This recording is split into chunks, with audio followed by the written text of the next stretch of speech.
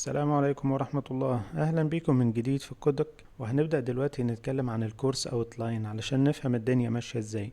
الكورس عندنا متقسم لثلاث أجزاء. بارت واحد هنتكلم فيه عن البيزك ديفينيشنز، شوية مصطلحات مهمة هتساعدنا نفهم الدنيا ماشية ازاي وتساعدنا بعد كده في الشرح علشان نكون مستوعبين الكلام اللي بيتقال. نتكلم عن ال requirements اللي لازم تكون موجودة عندك وعلى جهازك قبل ما نبدأ نشتغل. هناخد نظرة سريعة على البروجكت اللي هنشتغل عليه علشان تعرف نهاية الموضوع هتبقى عاملة ازاي. هنبدأ نعمل حاجة اسمها environment setup، ودي هنفهمها مع الوقت. وبعد كده هنبدأ أول مشروع. في عندنا الجزء التاني وهو ده اللي هنتكلم بالتفصيل عن جانجو. هنتكلم عن البروجكت ستراكشر، هنعمل أول صفحة.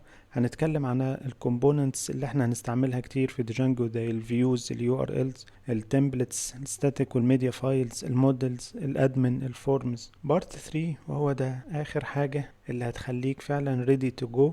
هنتكلم عن الفاينل بروجكت ابليكيشن، هنتكلم عن الديبلويمنت، هنتكلم عن الاي اي والفايب كودينج وازاي تستعملهم في جانجو في كتابة الكود بتاعك. هنتكلم عن ازاي تعمل بيلدينج البورتفوليو وتحسن السي في وتكون مستعد لأي انترفيو في أي شركة، أو تبدأ تستقبل فريلانس وورك، أو تكون فريق وتبدأ تشتغل.